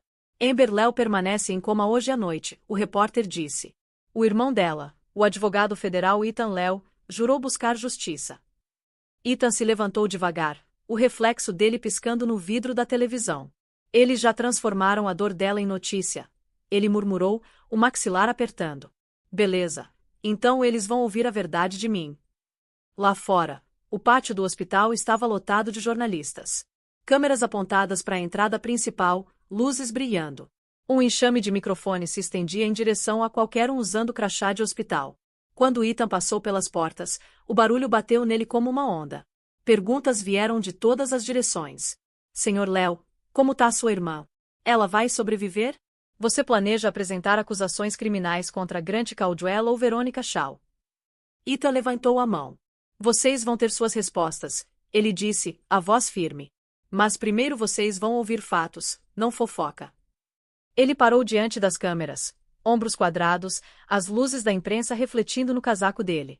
Por um momento, ninguém falou. Então Ethan começou, as palavras dele calmas mas afiadas. Minha irmã, Amber Léo, tá lutando pela vida dela por causa do que aconteceu naquelas escadas do tribunal. Isso não foi um acidente. Isso foi um ato de violência cometido em público sob o olho da lei. Um murmúrio se espalhou pela multidão. Ethan continuou, a voz inabalável. Existe evidência de vídeo clara. Existem testemunhas, e vai haver responsabilização. Eu pessoalmente vou representar minha irmã em todos os processos legais. Vamos buscar acusações por agressão, obstrução de justiça e toda a violação que segue desse crime. Repórteres gritaram por mais. E Grant Caldwell? Ele estava envolvido. Ethan encarou a pergunta de frente. O silêncio do Sr. Caldwell fala por si, ele disse. Ele assistiu e não fez nada. A lei chama isso de cumplicidade, e nesse país, ninguém, não importa quão rico ou poderoso, está acima da lei. O flash das câmeras se intensificou. A tensão ao redor dele estalou como estática. Um jornalista gritou. Você espera uma condenação. Eu espero justiça, Ethan respondeu, e a justiça começa com a verdade. Ele virou e andou de volta para dentro antes que eles pudessem perguntar mais alguma coisa. A multidão explodiu num frenesi de gritos e cliques de câmera. Atrás dele, as portas do hospital fecharam, abafando o caos como uma cortina caindo entre dois mundos. Lá dentro, a detetive Laura Ruiz estava perto do elevador, segurando uma pasta grossa com relatórios. Foi ousado, ela disse quando Ethan se aproximou. Precisava ser, ele respondeu. Eles já estavam construindo a versão deles da história. Eu não vou dar a chance de distorcerem. Ruiz assentiu. A gente conseguiu as filmagens do tribunal. A sequência inteira tá clara. O chute, a queda, tudo. Vou arquivar com o promotor hoje à tarde. Bom, Ethan disse. Então a gente segue em frente. Ele seguiu ela até um pequeno escritório que a polícia tinha montado dentro do hospital. Na parede, um monitor tocava o vídeo do tribunal em loop. Cada vez que Amber caía, o som dos suspiros preenchia o quarto, mesmo que todo mundo já tivesse visto. Ruiz pausou o quadro bem quando o pé de Verônica fez contato. Intenção, ela disse. É óbvio. Nenhum júri vai acreditar no contrário. O olhar de Ethan permaneceu na tela. A imagem era pixelada, granulada, mas ainda real demais. Intenção, ele repetiu baixinho. É exatamente isso que eles vão enfrentar. Mais tarde naquela tarde, a notícia continuou a se espalhar. Programas de debate discutiram o caso. As redes sociais explodiram com raiva, e manifestantes começaram a se reunir do lado de fora do tribunal carregando cartazes que diziam: "Justiça para Amber e pare de chamar abuso de amor." A história tinha ido além do escândalo. Ela tinha se tornado um movimento. Dentro do quarto do hospital dela, Amber estava inconsciente sob o ritmo constante das máquinas. As luzes das câmeras de fora refletiam fracamente no vidro da janela. Ethan ficou ao lado da cama dela, observando ela respirar. "Eles estão falando de você em todo lugar", ele sussurrou. "Mas eu vou garantir que eles saibam quem você realmente é, não só o que aconteceu com você." Dr. Brooks entrou quieto, checando os monitores. "Ela tá estável", ele disse. "Ainda crítica, mas estável." Ethan assentiu. "É tudo que importa por enquanto." Dr. Brooks olhou para ele cuidadosamente. "Você tá carregando muito nos ombros. Você precisa descansar também." Ethan deu um sorriso cansado. "Descanso pode esperar. Justiça não pode." O médico não disse mais nada e saiu do quarto. Ethan virou de volta para a janela. Lá embaixo, as luzes piscando dos repórteres brilhavam como reflexos de fogo. A cidade estava assistindo. Cada lente de câmera apontada para esse hospital tinha se tornado uma testemunha involuntária. Do outro lado da cidade, numa suíte de cobertura com vista para o centro de Los Angeles, Grant Caldwell assistiu à mesma transmissão em silêncio. Verônica sentou ao lado dele, o rosto pálido, as mãos tremendo enquanto ela segurava um copo d'água. "Eles estão virando todo mundo contra a gente", ela disse. "Você tem que fazer alguma coisa." Grant abaixou o volume. "Eu tô fazendo", ele disse friamente. "Tô ligando para os meus advogados." Verônica colocou o copo no chão, os olhos arregalados. "Eles têm o vídeo, Grant. Você não pode consertar isso." Grant encarou pela janela. "Você subestima o que o dinheiro pode consertar." De volta ao Santa Maria, Ethan ainda estava perto da janela quando a detetive Ruiz voltou. "As filmagens estão seguras", ela disse. "Amanhã a gente emite as acusações oficiais." Ethan assentiu. "Bom. Então amanhã a luta começa." Ele olhou mais uma vez para a irmã dele. O rosto dela estava tranquilo, mas o peito dela subia com respirações constantes. O monitor ao lado da cama dela apitava suavemente, como um batimento cardíaco frágil ecoando no quarto silencioso. Lá fora, o vento começou a subir, chacoalhando o vidro. A tempestade que tinha começado nas escadas do tribunal estava crescendo maior, se espalhando pelas telas de televisão e pelos corações de todos que tinham visto aquele vídeo. Ethan apagou a luz e sussurrou: "Descansa, Amber. Eu não vou deixar eles escreverem sua história por você." Enquanto ele saía do quarto, o brilho fraco do monitor refletiu na mão dela, e a luz da câmera de fora piscou pela janela, um pulso rítmico pequeno que combinava com o som das máquinas. Era a calmaria antes da tempestade que definiria tudo o que estava por vir. As persianas no escritório particular de Grant Caldwell estavam meio fechadas, bloqueando a maior parte da luz da tarde. Lá fora, a cidade queimava com barulho. Repórteres, manifestantes e o som interminável de lâminas de helicóptero cortando o ar. Lá dentro, o silêncio era grosso o suficiente para sufocar. A televisão na parede distante tocava o noticiário no mudo, mostrando filmagens em câmera lenta das escadas do tribunal. Cada estação tinha o mesmo loop. Amber num vestido amarelo, Verônica chal de vermelho, o chute, a queda, a multidão gritando. Grant ficou de costas para a tela, encarando pela janela. O reflexo dele parecia mais velho do que ele se lembrava, as olheiras sob os olhos aprofundando a cada manchete. Verônica andava atrás dele, os saltos dela clicando no chão polido. "Você tem que dizer alguma coisa", ela disse, a voz alta e frenética. "Eles estão me chamando de monstro, Grant. Eles estão mostrando aquele vídeo toda hora. Eu nem consigo sair na rua. Grant não virou. Então não saia. A respiração dela falhou. É isso. É tudo que você tem para dizer. Ele finalmente encarou ela. A expressão dele era fria, a voz mais afiada que vidro. Você tem noção do que você fez? Você tem alguma ideia de como isso parece? Os olhos de Verônica se encheram de lágrimas. Foi um acidente. Eu não quis machucar ela. Eu entrei em pânico. Um acidente. Grant repetiu, deixando a palavra pairar no ar. Você chutou uma mulher grávida na frente de 200 testemunhas. Você arruinou tudo. Você disse que ia me proteger. Eu disse que ia proteger minha empresa. Ele estourou. E agora mesmo, você é a razão dela tá pegando fogo. Verônica parou de andar. As mãos dela tremeram enquanto ela olhava para ele. Então, o que acontece comigo? Grant pegou o controle remoto e aumentou o volume da televisão. A voz da âncora de notícias preencheu o quarto. A indignação pública continua a crescer enquanto manifestantes exigem a prisão de Grant Caldwell e Verônica Shaw. O advogado federal Ethan Leo confirmou hoje de manhã que acusações criminais estão sendo preparadas. O rosto de Verônica ficou pálido. Eles estão nos acusando. Grant abaixou o controle remoto devagar. Eles estão acusando você. Ela deu um passo para trás. Você não tá falando sério. Eu já falei com meus advogados, ele disse, ajustando a gravata. Eles estão preparando uma declaração. Você vai alegar sofrimento emocional, perda temporária de controle. O que eles decidirem que funciona melhor. Você vai fazer um acordo, aceitar uma oferta, desaparecer por um tempo. Você vai deixar eu levar a culpa. O tom dele não mudou. Você é quem chutou ela. As mãos de Verônica se fecharam em punhos. Você é inacreditável. Você me disse que ela estava arruinando sua vida. Você me disse que ela te prendeu numa armadilha. Você disse. Eu disse muita coisa. Agora para de falar antes de piorar isso. O quarto ficou em silêncio exceto pelo zumbido constante da televisão. Verônica virou em direção à janela. Lá fora, flashes de câmera piscavam como relâmpagos. Eles me odeiam, ela sussurrou. Eles querem me destruir. Grant olhou para baixo pro ticker de notícias rolando no fundo da tela. Justiça para Amber. Movimento se espalha nacionalmente. O maxilar dele apertou. Eles podem tentar, ele murmurou. Do outro lado da cidade, Ethan Leo sentou numa mesa de conferência coberta de pastas, pendrives e relatórios impressos.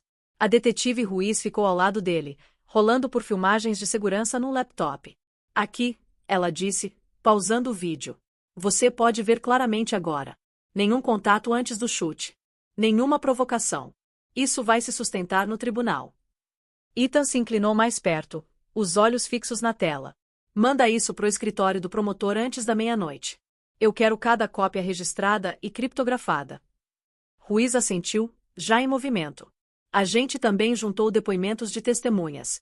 2 repórteres, um guarda do tribunal e um transeunte, todos confirmaram a mesma coisa. Ethan se endireitou, esfregando a testa. Bom. Então amanhã a gente arquiva as acusações de agressão. Ruiz hesitou. E Grant Caldwell. A voz de Ethan endureceu. Ele é o próximo. Ele encobriu. Ele usou o dinheiro dele para enterrar histórias, silenciar pessoas, distorcer a narrativa. Isso é obstrução de justiça. Ruiz suspirou. Você tá fazendo inimigos poderosos. Eu já enfrentei pior, ele disse. Eu não tenho medo deles. De volta ao escritório de Grant, a porta se abriu quando um dos advogados dele entrou carregando uma pasta. A gente tem um problema, o homem disse. A polícia já tem as filmagens de segurança. Foi verificada e vazada para a imprensa. O rosto de Grant perdeu a cor. Vazada. Sim. Alguém no departamento mandou para vários veículos. Tá em todo lugar agora. Verônica ofegou, apertando o peito. Não, não, não, não. Isso não pode estar acontecendo. Grant virou, as mãos dele apertando em punhos. Desliga isso, ele disse pro advogado. Desliga. O advogado hesitou. É tarde demais, senhor. O estrago já foi feito. A televisão tocou as filmagens de novo. A câmera deu zoom no rosto de Verônica logo antes do chute. Quadro congelado. A manchete embaixo dizia: pega em flagrante. Grant bateu o punho na mesa. Eu construí esse império do nada. E agora um erro destrói tudo. A voz de Verônica rachou. Não foi só meu erro. Ele ignorou ela. Coloca minha equipe de relações públicas na linha, ele ordenou ao advogado. A gente vai enterrar isso. Paga quem você tiver que pagar, ameaça processos. Faz desaparecer. O advogado se mexeu desconfortavelmente. Senhor Caldwell, isso não vai embora. Ethan Léo já tá liderando a carga. A opinião pública não tá do seu lado. Grant encarou a janela de novo, o reflexo dele fantasmagórico contra as luzes da cidade. Pela primeira vez, ele parecia incerto. Então a gente faz novos aliados, ele disse baixinho. Se a lei quer uma briga, eles vão ter uma. Lá embaixo no saguão do hospital, Ethan terminou a ligação com o escritório do promotor. A papelada tá pronta, ele disse. A gente arquiva a 1h da manhã. Ele desligou e virou para Ruiz. Amanhã, a cidade vai ouvir as acusações. Eles vão finalmente ver o que ele realmente é. Ruiz assentiu, guardando o bloco de notas. Você sabe, uma vez que isso começar, não vai parar. A imprensa vai devorar isso. Os olhos de Ethan endureceram. Bom, deixa eles. O mundo assistiu ela cair. Agora eles vão assistir ela se levantar de novo. Lá em cima na cobertura, Grant se serviu uma bebida, a mão dele instável. Na televisão no mudo, a coletiva de imprensa de Ethan do dia anterior tocou de novo. Ninguém tá acima da lei, Ethan disse, a voz calma e segura. Grant aumentou o volume, encarando a tela como se ele pudesse silenciá-la através de pura vontade. A gente vai ver sobre isso, ele sussurrou. Lá embaixo, trovões roncaram sobre a cidade. Nuvens de tempestade rolaram do oeste, escurecendo o horizonte. As luzes do tribunal piscaram na distância. Dentro do Santa Maria, Amber estava imóvel, o monitor cardíaco dela apitando suavemente contra a tempestade que subia. O ar estava pesado, grosso com a promessa do que estava vindo. E quando o relógio bateu meia-noite, as primeiras gotas de chuva começaram a cair. O sinal silencioso de que a guerra pela justiça tinha oficialmente começado. Na manhã seguinte, Los Angeles estava se afogando em manchetes. Cada jornal e talk show carregava a mesma guerra de palavras. Um lado pintava Grant Caldwell como um empresário incompreendido casado com uma mulher emocionalmente instável. O outro chamava do que ele realmente era. Um homem se escondendo atrás de dinheiro e mentiras. A equipe de relações públicas de Grant se moveu rápido. Especialistas pagos inundaram as telas de televisão, repetindo as mesmas linhas. Amber Léo era conhecida pelo comportamento errático dela. Não há prova de que o Sr. Caldwell estava envolvido. O suposto ataque foi exagerado pela mídia. Eles falavam com vozes polidas e sorrisos confiantes, tentando reescrever o que as câmeras já tinham mostrado. Dentro do escritório da cobertura dele, Grant assistiu à cobertura com satisfação silenciosa. Verônica sentou na frente dele, pálida e nervosa. Eles estão acreditando, ela disse, meio sussurrando. Grant assentiu. As pessoas acreditam no que as conforta. Ninguém quer pensar que um homem rico podia deixar a esposa grávida dele ser machucada. Ele se serviu uma bebida. Até o fim da semana, a narrativa vai mudar. Verônica não compartilhou a calma dele. E quanto ao irmão? Ele tá em todo lugar. Ele tá virando as pessoas contra a gente. Os olhos de Grant se estreitaram. Ethan Léo não vai durar muito sob pressão. Ele é emocional. Ele tá agindo por raiva. Ela encarou ele, a voz tremendo. Você não conhece ele. Eu vi o jeito que ele olha pra você. Ele vai destruir tudo. Grant sorriu fracamente. Deixa ele tentar. Do outro lado da cidade, Ethan sentou num pequeno estúdio cercado de câmeras e microfones. O ar zumbia com o som de equipamento de transmissão ao vivo. O apresentador do programa de notícias da manhã se inclinou para frente. Senhor Léo, há declarações circulando de que sua irmã tem um histórico de instabilidade mental. Quer comentar? Ethan não vacilou. A voz dele era calma, quase calma demais. Essas declarações são falsas. Minha irmã é uma sobrevivente de abuso doméstico.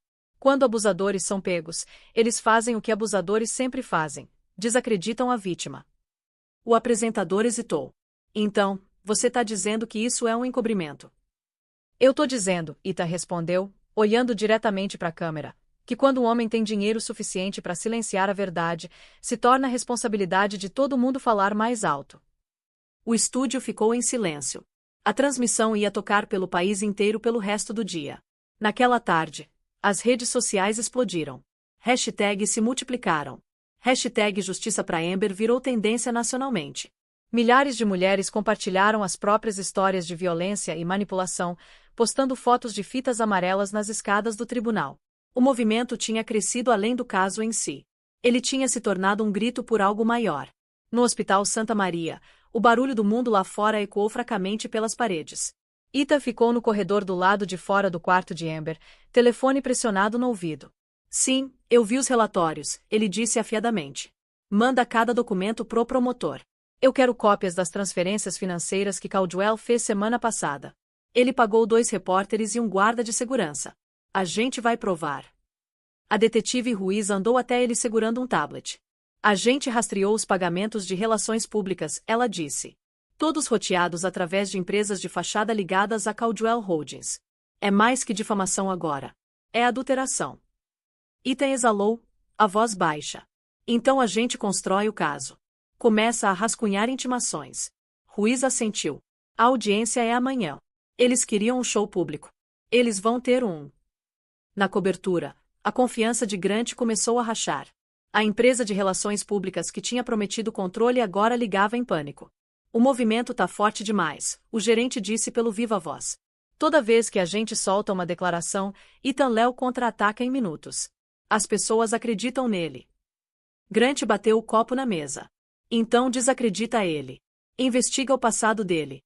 Acha alguma coisa. Não tem nada para achar, o gerente respondeu.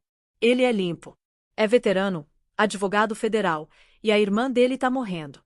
Você não pode ganhar essa narrativa mais. Grant desligou o viva-voz sem uma palavra. Verônica o observou do outro lado do quarto. O que a gente faz agora? Ele encarou pela janela, o reflexo dele distorcido pelo vidro. A gente se prepara pro tribunal. A noite caiu sobre a cidade. Do lado de fora do tribunal, manifestantes acenderam velas, as vozes deles se misturando em cânticos que ecoaram pelas ruas. As luzes tremeluzentes refletiram nas colunas de mármore como estrelas. Dentro do hospital, Ethan sentou ao lado da cama de Amber. O rosto dela estava tranquilo, intocado pelo caos lá fora. Ele alcançou a mão dela e sussurrou: Eles estão tentando apagar você, mas eu não vou deixar. A porta abriu quieta. Dr. Brooks entrou. Você devia descansar um pouco, ele disse gentilmente. Ethan balançou a cabeça. Vou descansar depois do veredicto. Brooks hesitou. Os sinais vitais dela tão estáveis hoje à noite. Isso já é alguma coisa. Ethan deu um pequeno aceno. Bom, ela vai querer estar acordada quando isso acabar. Do outro lado da cidade, a detetive Ruiz ficou no escritório dela revisando evidências. Na tela dela estava uma série de e-mails entre Grant e o advogado dele discutindo maneiras de neutralizar a simpatia pública. O assunto dizia: atualização de estratégia. Ela copiou os arquivos para um pendrive e trancou numa gaveta. Te vejo no tribunal, ela disse baixinho para si mesma. Na manhã seguinte, a praça do tribunal era irreconhecível. Barricadas alinhavam as escadas, a polícia mantinha ordem, e jornalistas preenchiam cada centímetro de espaço. Os manifestantes voltaram carregando cartazes pintados em letras amarelas ousadas. A verdade não tem preço. Apoie Amber. Ethan chegou cedo, usando terno escuro. Ele carregava uma pasta debaixo do braço, a evidência que ia mudar o caso para sempre. A detetive Ruiz o encontrou na entrada. Você tá pronto? Ela perguntou. Ele assentiu. Mais que pronto. Lá em cima na cobertura, Grant ajustou a gravata, o reflexo dele frio e perfeito no espelho. Verônica ficou atrás dele, apertando a bolsa. Eles vão devorar a gente vivos, ela sussurrou. Ele não respondeu. Simplesmente passou por ela, os passos dele ecoando no chão de mármore. Deixe eles tentarem, ele disse baixinho. A comitiva lá fora esperou para levá-lo pro centro. Quando as portas fecharam, o barulho da cidade aumentou como uma tempestade se formando no pico. No quarto do hospital, a luz da manhã derramou pela cama de Amber. O monitor cardíaco dela apitou constantemente. As palavras de Ethan da noite anterior pareciam pairar no ar. Eles estão tentando apagar você, mas eu não vou deixar. Naquele exato momento, o carro dele parou nas escadas do tribunal. Câmeras viraram, microfones subiram. As portas abriram. Ethan saiu para a luz, carregando a pasta que guardava a verdade. O rugido da multidão o encontrou de frente. Ele não olhou para trás. Ele andou em direção às portas do tribunal enquanto os cânticos cresceram mais alto. Justiça para Amber. Justiça para Amber. Lá dentro, A imprensa se reuniu, as câmeras posicionadas, e a tensão irolada apertada como um arco esticado.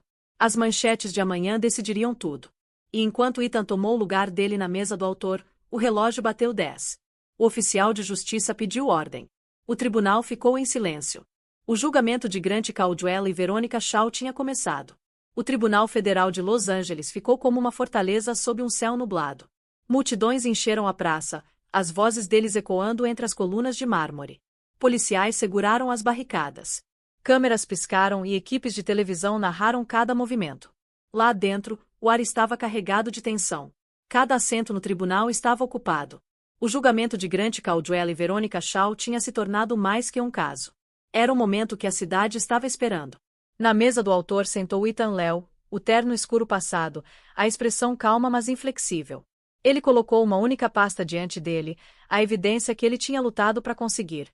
À direita dele sentou a detetive Laura Ruiz, silenciosa mas alerta. Do outro lado do corredor, Grant e Verônica sussurraram para os advogados deles, os rostos pálidos sob as luzes fluorescentes. O oficial de justiça pediu ordem. Todos de pé. A honorável juíza Ellen Strauss presidindo. Todo mundo se levantou quando a juíza entrou. Ela era uma mulher alta na casa dos 60, a toga impecável, a expressão firme mas composta. Ela olhou para a defesa, depois para Ethan. Podem sentar, ela disse. Enquanto os murmúrios desapareceram, a juíza começou. Este tribunal está convocado para ouvir o caso do estado da Califórnia versus Grant Caldwell e Veronica Shaw. As acusações incluem agressão agravada, obstrução de justiça e perigo público. O tribunal espera ordem. E vai ter. Ethan se levantou. Vossa Excelência, antes de começarmos, eu gostaria de reconhecer que minha irmã, a senhora Amber Léo, não pode estar presente hoje. Ela permanece em condição crítica no Hospital Santa Maria. Eu a represento tanto como advogado quanto como família. A juíza Strauss deu um pequeno aceno. Reconhecido, senhor Léo. Prossiga. Ele andou para o centro do tribunal, cada passo deliberado. Na manhã de 10 de janeiro, minha irmã foi atacada nas escadas deste mesmo tribunal. O ato foi filmado. O que começou como uma agressão desde então expôs uma teia de engano, manipulação e abuso escondido sob riqueza e privilégio. Hoje, a evidência vai falar por si mesma. Ele virou em direção ao projetor. Toque a prova A. As luzes do tribunal diminuíram. A tela ganhou vida. O vídeo daquela manhã preencheu a parede. A multidão lá fora ofegou quando viu Amber no vestido amarelo dela, a mão na barriga, o rosto de Verônica torcido em fúria, e depois o chute.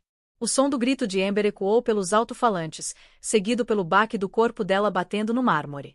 Por um momento, o tribunal ficou em silêncio. Até os repórteres abaixaram as câmeras. A voz de Ethan quebrou a quietude. Ali está. A verdade. Sem edição, sem manipulação. Só uma mulher grávida sendo chutada escada abaixo pela amante do marido enquanto o marido assistia. Grant se mexeu no assento. O advogado dele se levantou rápido. Objeção. O vídeo não tem contexto. Houve provocação. Ethan virou para encarar a juíza. Provocação? A única provocação aqui é arrogância. A presença da minha irmã no tribunal aquele dia era legalmente exigida. A defesa vai alegar emoção, confusão, estresse, mas violência não é confusão, e a lei não desculpa a crueldade. A juíza Strauss levantou a mão. Objeção negada. Continue, senhor Léo. Ethan encarou o júri. A defesa quer que vocês acreditem que isso foi um acidente. Mas a intenção tá clara. Vocês viram. Ela não tropeçou. Ela foi atingida. Do lado da defesa, Verônica desmoronou. As lágrimas vieram rápidas e altas, rímel escorrendo pelas bochechas. Eu não quis, ela sussurrou. Eu juro que não quis. Grant se afastou dela, o maxilar apertado. As câmeras captaram a distância entre eles, a fratura repentina que o silêncio não podia esconder. Ethan não vacilou. Arrependimento não é inocência, ele disse suavemente. Todos nós vimos o que ela fez. E todos nós vimos o que ele não fez. Ele apontou para Grant. Esse homem tinha o poder de parar o ataque antes que começasse. Em vez disso, ele deixou acontecer. Depois ele usou o dinheiro dele para manipular a mídia, para chamar minha irmã de instável, para comprar silêncio. Isso não é amor. Isso é covardia. Os membros do júri trocaram olhares. A atmosfera ficou mais pesada com cada palavra. O advogado de Grant se levantou de novo, o tom afiado.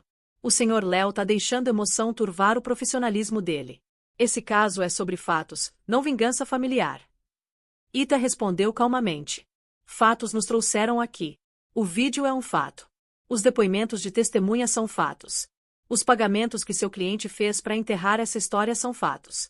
Minha emoção não é a evidência, Vossa Excelência. A evidência é a verdade. A juíza Strauss assentiu. Chega de soulboating. Continue com o depoimento das testemunhas. A detetive Ruiz tomou o banco. A voz dela era clara e precisa enquanto ela confirmou a cadeia de evidências, a autenticidade da filmagem e as transações financeiras rastreadas até as contas de Grant.